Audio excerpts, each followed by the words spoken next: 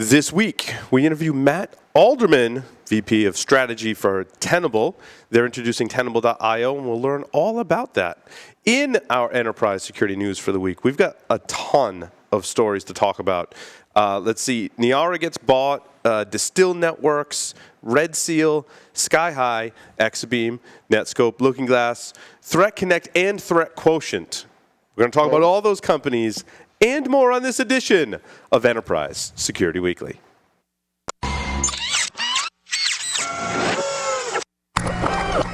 This is a Security Weekly production.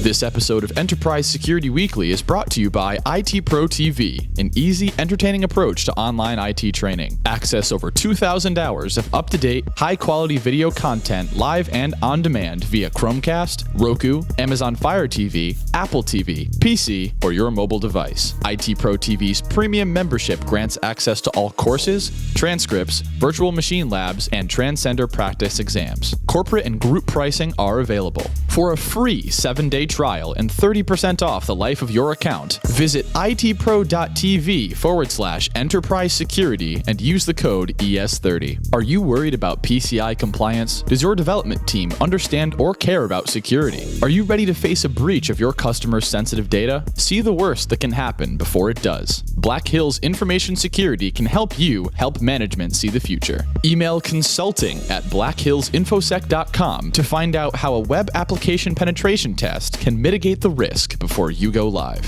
Gain control of cyber risk with Tenable.io, the first vulnerability management platform built for today's elastic assets like cloud, containers, and web apps. Discover a fresh, asset-based approach that prioritizes vulnerabilities while seamlessly integrating into your environment. Improve ROI with the first elastic licensing approach based on assets, not IP addresses. Tenable.io delivers the data and context you need to secure your elastic attack surface. Start your free Tenable.io trial by visiting Tenable.io. Pony Express. Check out their line of penetration testing devices, including the Pwn Pad, the Pwn Phone, and the Pwn Pro. For enterprises, there's Pwn Pulse, providing continuous visibility into wired, Wi-Fi, and Bluetooth spectrums across all physical locations, including remote sites and branch offices. For all those hard-to-reach places, there's Pony Express.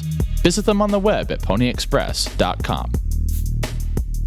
Welcome, everyone, to Enterprise Security Weekly. This is episode 31 for February 2nd, 2017. I'm your host, Paul Asadorian, broadcasting live from G-Unit Studios in Rhode Island.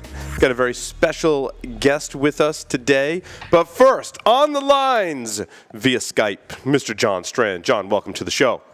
Hey, everybody. Coming at you from the offices of Black Hills Information Security in Rapid. It's good to go down into the mines and whip the workers every once in a while. There you go. There you go. And by whip, it means I usually buy them Thai food, but not today. Yeah. That like a see-through tile behind you? Are like ninjas going to suspend down from? Well, we removed the ceiling so we could run wires and stuff up there. I see. And we had to take down the Christmas lights because, we're not complete rednecks here. I gotcha. Matt Alderman is here with us. Welcome, Matt. Thanks. Here in studio. Always a pleasure to be in studio. He's working on these soundproofing things. You might want to put them up in your ceiling, too. I'll show you. I'll send you some pictures. Might not be a bad idea. I'll send you some pictures. He says it's for the screams. That's right. Well, it muffles the screams. Yeah, especially from the back room every once in a while, like the last time I was on the show. Oh, yeah, that's right. We'll have to get some interns to take advantage of that, I guess. Yeah. A couple of quick announcements. IT Pro TV courses now include updates on Cybersecurity Analyst Plus training, CCNA Cyber Ops, ITIL, Operational Support and Analysis, Penetration Testing, Network Plus, Ethical Hacking V9. IT Pro is introducing a new membership level soon. All current premium members will be granted the highest membership level available. Sign up today at itpro.tv/enterprise security and use the discount code ES30. The InfoSec, that was a mouthful. That was. The InfoSec World 2017 conference is being held on April 3rd through the 5th at the Omni Orlando Resort at Champions Gate in Orlando, Florida. Security Weekly listeners even receive a 10% off the conference or World Pass when using the code OS17-SW. Hear talks from none other than Kevin Johnson, Rich Mogul, Cory Doctorow, and more. Visit infosecworld.misty.com to register today. That's MISTI.com. Wow.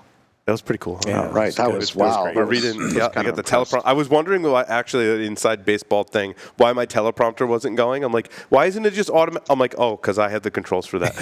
You have a teleprompter? I do. Yeah. Yes. You think he memorized all that? There's no you way. think I did Come that on. from memory? No way. No, He's not that good. Interns with placard cards, dropping them on the That's floor. our backup plan. If the teleprompter fails, we have to actually buy some to keep with some markers just in case. Yeah, right. Yeah. No, Stand right back there. Stand back there, and then they're going like this and throwing the cards after each one. Right. That'd be awesome. Yeah. So we get a lot of really interesting enterprise. It was interesting how in the beginning of the year there was a big lull, as I think most people were either one of two things are happening or both. They're getting ready for RSA and holding off their announcements, or they're having their sales kickoff meetings where they're determining what they're going to sell, how they're going to sell it, and how they're going to market it. And now all of that's kind of behind us. So everyone's like, yeah, we've got all these new products and features. Yeah, and so we were in the same boat, right? Mm-hmm. Getting ready for sales kickoff, getting the announcement out this week, which we'll talk about later. But yeah, you're starting to see the floodgates start to open a little bit, knowing RSA is only a couple of weeks away. So. Oh, yeah. Well, actually, some acquisition announcements. Niara got acquired by HP. Yeah.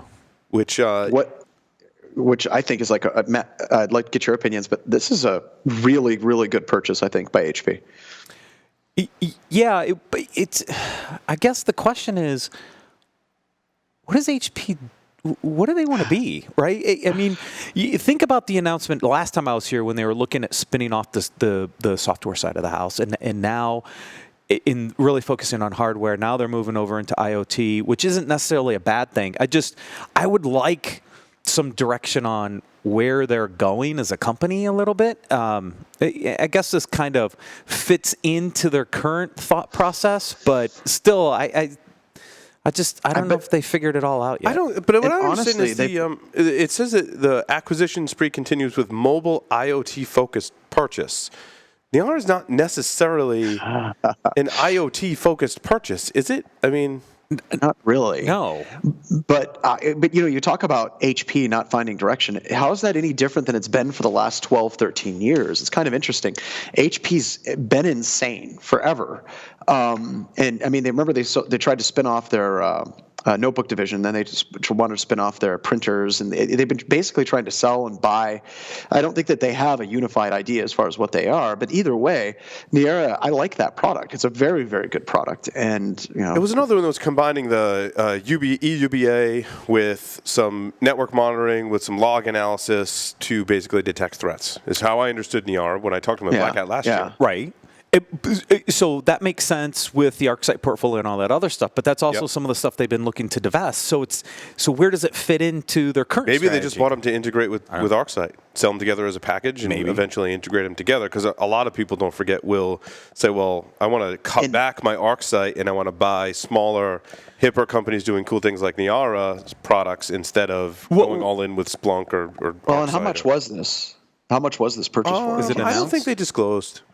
I don't think they did either. So you're talking about wanting to spin off ArcSight. This might actually strengthen the ArcSight sale. Yeah. Because whenever you're talking about user entity-based analytics, if you look at that as a huge hole in ArcSight that they don't do as well as a lot of other companies, this helps plug that gap. So if they do sell ArcSight, it makes it a more valuable product. So they might be looking at it that they're going to be able to sell ArcSight for more money than what this particular purchase was for. Basically, the sum of the parts is greater than their individual pieces. Well, and Niara was, and congratulations to Niara, by the way. Like, that's a really cool thing to get your company. Yeah, absolutely. The people that I've spoken with Niara were all very nice to me.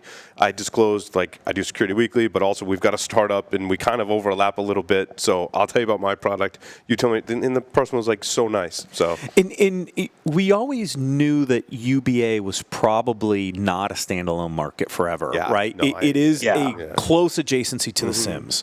So under the ArcSight umbrella, this acquisition makes sense. And I could see potentially other acquisitions along this where the SIMs are really looking at enhancing their user behavior analysis capabilities. I think most of the analysts would agree that this is probably a tighter association and adjacency to the SIMs, probably can't survive as a standalone market. Therefore, you might see some more consolidation along these lines in the future. Distil Networks releases a web application security industry's first access control list to leverage device fingerprints. And we've talked about this device bot fingerprinting thing in the past, John. And how they're managing to detect all of these different bots. They're now kind of sounds like they're integrating it into a WAF. And I don't remember John, do you remember exactly what like a bot was defined in this context? Well, and I'm trying real hard to figure out, like, okay, so this is one of those press releases that's very, very, very confusing, because are they talking about access control lists for the data coming in to the environment? Are they talking about it like leaving their environment? Because if they're doing device fingerprinting and service fingerprinting and they're blocking systems based on possible vulnerabilities for those devices, then they're getting really, really, really too close to Tenable's passive vulnerability scanner. If they're talking about doing web application firewall based on bot traffic for IoT devices coming in, that's just stupid.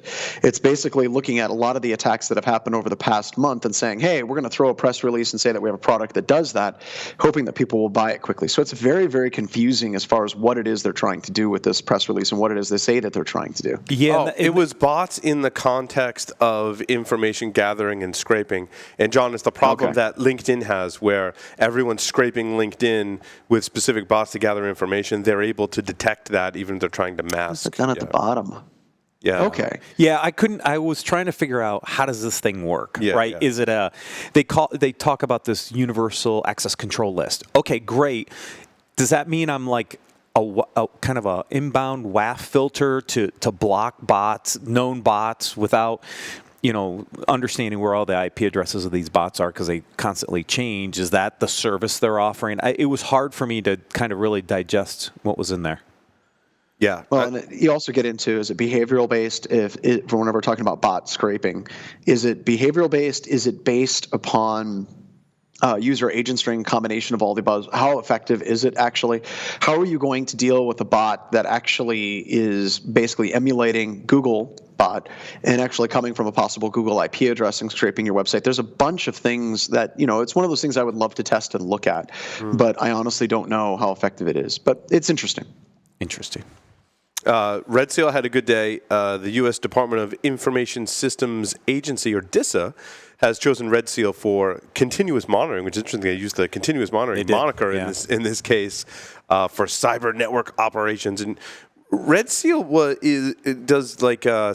with FireMon, right? In that we'll look at all your firewall rules and help you make predictive analysis based decisions on the impacts of firewall rule changes, right? Yeah, so where Red Seal started was really on the firewall management side of the house, right? They were taking in firewall and router log and configuration information and then overlaying security data onto that to start to visualize where there were potential attacks or pinch points in the market. And I don't think they're doing anything different yet. Mm-hmm. What I think people like about this type of technology is a way to visualize some of these attack paths and be able to say, okay, I see these vulnerabilities, I see these exploits from my threat intelligence feeds. This is how my network's configured. Right. It morphed from just your firewall perspective to an overall perspective inside your network. Where are my attack paths? Ron Gould used to talk about attack paths all the time. Yeah, and there's some capabilities that were built into Security Center to do some of this. But I know that we've had a lot of conversation with them on the federal side because we saw them in the federal space where they were taking a lot of the data from Security Center, integrated it in with all the other network data that they had and really trying to do that visualization. So that looks like what the federal government said. Yeah, we like the combination of Security Center and Red Seal together to really help us visualize what's going on in the network. Awesome. Let's talk about integration with Slack. And there's a couple of different integrations here. We talked about one last week, John, right? And we were kind of... Don't we have 2 or 3? It's 2, I think, this week. But last week it was Cloudflare integrated with Slack, primarily just to get information to people. And I think we see that from Netscope, right? Integrated No, it was Cloud Passage. Cloud Passage, yes. Cloud Passage. Right. I want to get the right company. Yes, because Cloud Passage is awesome. Cloud Passage integrating with Slack. Now we see Netscope, now what is Netscope is similar. Yeah, the CASB. cloud management. Yeah, Okay. the CASBs, right? And what they're doing is they're monitoring the connections to your cloud and stuff. So the Netscope one is the inverse of what SkyHigh did, I think, right? Yes, and you're this correct. is, how do I take information about potential threats or anomalous activity, integrate that into Slack so it's getting back to the DevOps teams, right? Yeah, like the cloud passage one was like, here are all your containers that you've deployed. Here's an overview of what's happening, and you can alert like if something changed Right. and go into Slack. Yeah, and this is an important part. Sorry, John, but this is an important part of DevOps, right? Yeah. In that if the data we collect as security practitioners aren't integrated back into the tools the developers using, they don't pay attention to it, right? Because it's going to be very hard to get a developer to sign into another portal or another tool to get the security data. Yep. So what you're seeing here with a couple of these announcements is that tighter integration back into the DevOps process so that some of these issues are identified as part of the SDLC, as part of deploying And Slack's super applications. easy to integrate with too. Yeah. Yeah. Well, and the other thing, I think this also kind of shows that a traditional NOC and SOC is dying. The idea of having a place with a bunch of big monitors that are showing you heads-up displays and what's happening in your network is kind of fading into the past, and you're starting to see a more diverse DevOps implementation, right? Your systems administrators are not going to be in one single location. They're going to be basically spread possibly all over the world, and everybody's using Slack to communicate. So this is just kind of a logical progression of actually getting the data that's required for these people to do their jobs effectively, more diversified. And with the trend of DevOps and cloud adoption, the system administrators are becoming the DevOps team, right? They're the ones deploying some of this stuff. And so if you really want your data in the hands of the people that are deploying this stuff, it's the DevOps team and their tools that are going to be the important part of the equation. That you're starting to. That's why you're seeing more of these integration points.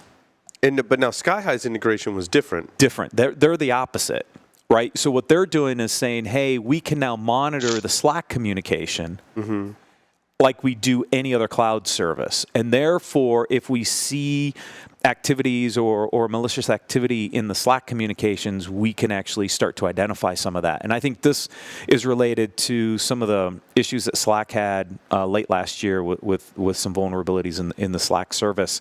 And so what they're doing now is treating Slack like any other potential cloud service. Right, because SkyHigh falls in that category of not so much your infrastructure monitoring, but your application, almost Right, your it's software as a communication service out monitoring. to your cloud providers, Right. yeah. Yeah, like they have on their website Salesforce, ServiceNow, now they list Slack, Dropbox, Google Right, Drive. Yeah, right. Okay. So what they're doing is saying, hey, we can now monitor your Slack communications to see what's going on, what users are doing there, just like they do for any other SaaS-based I offering. got you.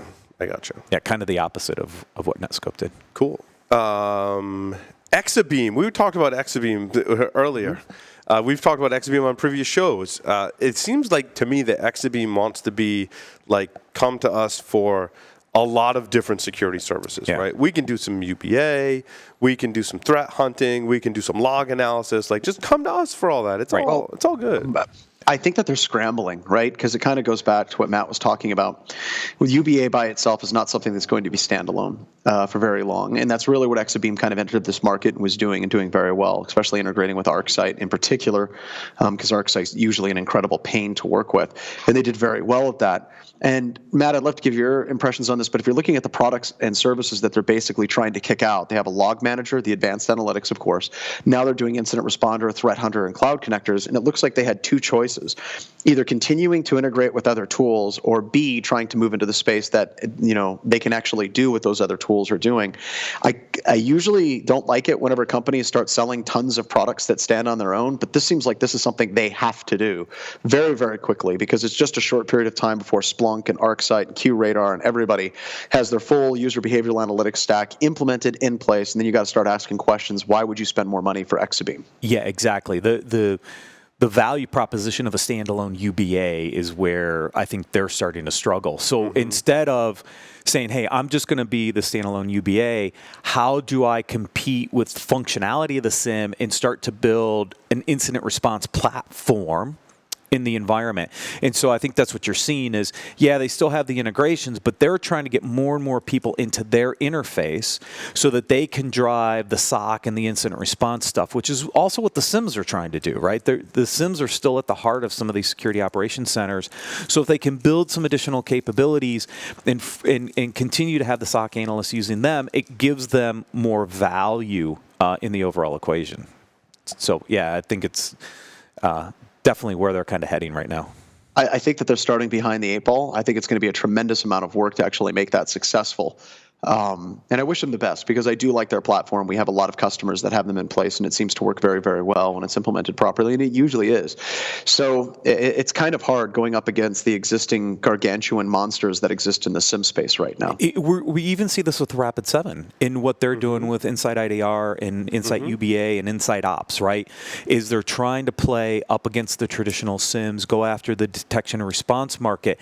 And I agree. I think it's really hard to go up against Splunk and ArcSight and QRadar and Nitro and those guys that have, and even Logarithm, that have planted themselves as part of that security operations center and succeed and run into that buzzsaw. You know, companies have spent millions of dollars implementing these tools, so it's going to be hard for them to try to go into the enterprises and rip and replace these folks, I think. Where Exabeam and some of these other vendors potentially have a niche is in the SMBs where they haven't made the investments in the big SIM tools, and there's enough functionality with enough value around it, so the SMB only has to buy a single solution instead of trying to piece a bunch of these big ones together. Is that the market niche that they're going to go after? Because that's where they could potentially be successful versus trying to go after the big enterprises. Right. Looking Glass even launches Scout Shield, a zero-touch threat intelligence gateway. I think you threw this one in for me. I did. Scout Shield, and I quote from the article, delivers malware and phishing protection with a demonstrated accuracy over 99.99%. Additionally, the appliance quarantines already compromised devices, preventing them from contacting their command and control server, and alerts the organization of an infection as soon as it's identified. Huh. Well, and it's zero touch. I mean, it's 99.99% effective. You just plug it in, make sure the lights are blinking, and you're done. That's the zero awesome. Touch is what got my attention. I'm like, how do you quarantine something without touching it? No. I'm confused. I'm confused. Zero touch at 99.99. Just red flags. It's only 4 nines. It's not 5 nines. That's true. That is true.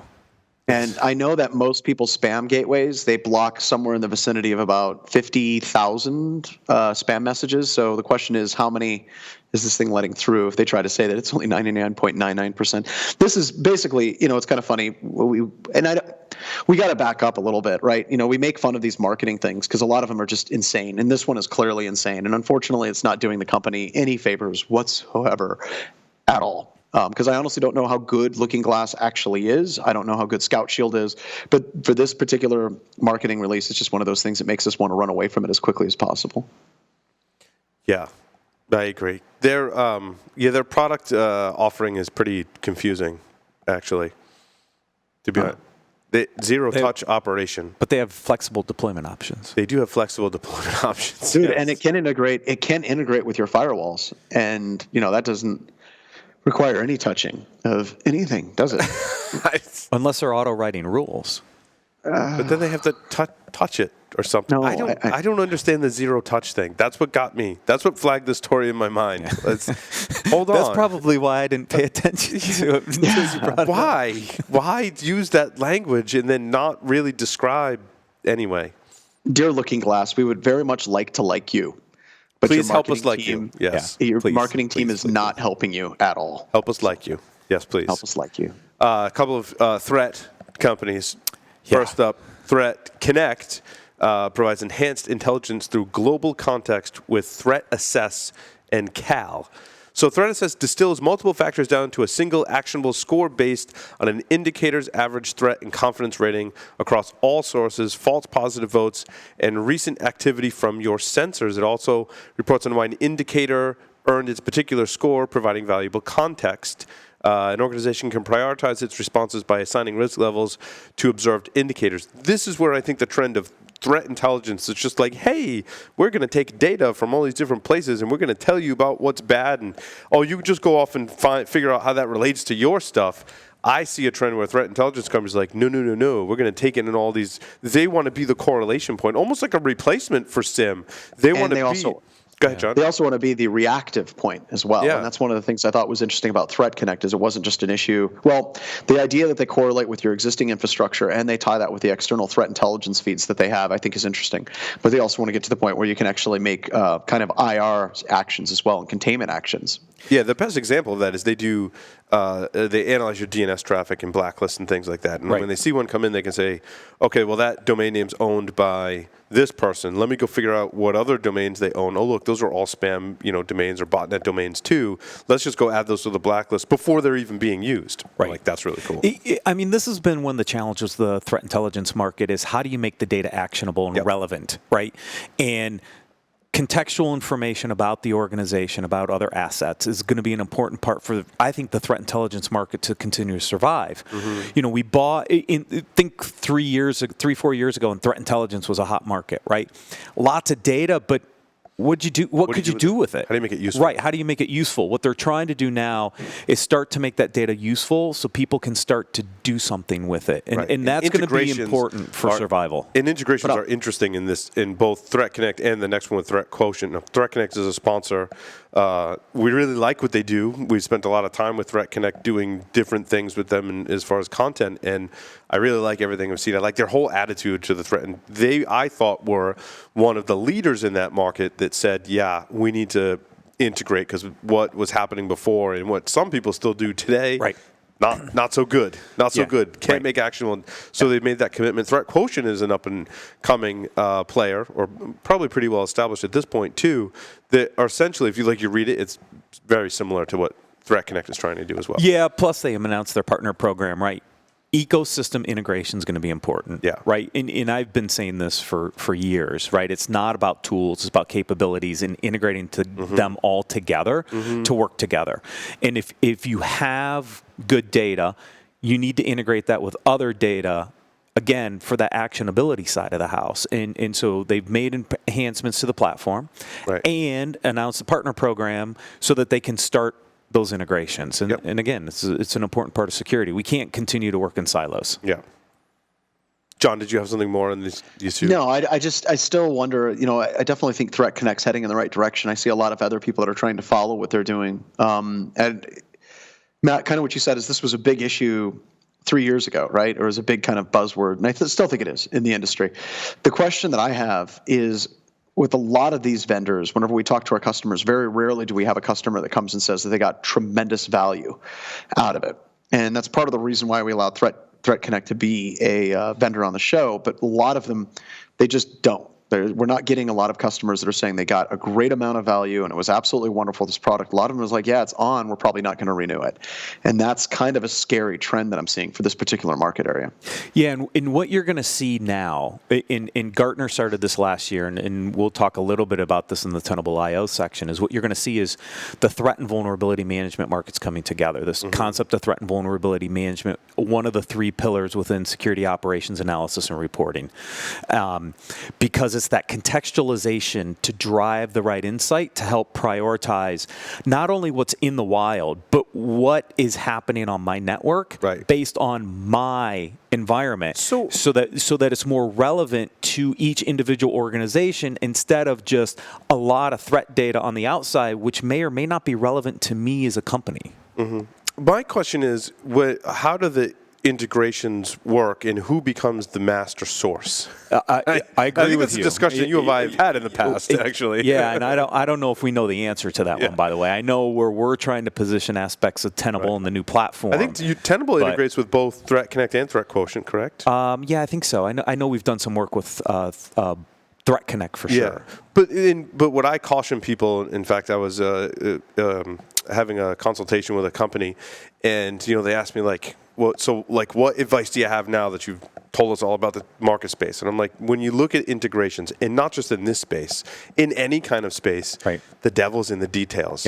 what value does that integration have? And a lot of that is based on a couple of factors, like the direction of the integration, which is why I asked that previous question. Like, are you taking data from someone and putting it into your product and then allowing them to analyze it, or are you taking data out of your product and putting it in someone else's product and allowing you to analyze it? And what is that data? And then does it allow you to take action? Like if it's a firewall, can you like click a button and say, go block that? Right. So the devil's in the, I mean, Yeah, you know. absolutely. Yeah. And that's where you're going to see, I think, this move of TVM, threat and vulnerability management, bidirectionally probably, and then security, orchestration, and automation. The other Take three action. pillars is the action piece, right? And so not only are you going to see the devil in the details between the threat and vulnerability players or the SIMs, you also have to deal with the orchestration and automation vendors like the Phantoms and all those guys, because they're trying to build the APIs to allow something to be actioned on the other side like with the other Titanium. tools. Yeah, but I mean, think about what Phantom and Hexadite and some of those other companies are trying to do. They're trying to be this orchestration thing in the middle that communicates to a lot of different existing products, whether it's the firewalls or whether it's the EPO console or whatever. They want to be in the middle to try to orchestrate action. Yeah. I don't know that any of the other tools will cross that action line, right? Some will try, or do you just integrate high profile or highly prioritized activities to the orchestration tools and let them take the action through their API sets? Right. Yeah, it's going to be. I think that's going to be a really interesting. Yeah, and this market is going to trend. continue to move around now that Gartner's kind of defined these three buckets under SOAR. You're going to see people playing different pieces along that structure. Well, good. Okay, at this juncture, we are going to take a very short break, come back, and talk with Matt Alderman about Tenable's new platform.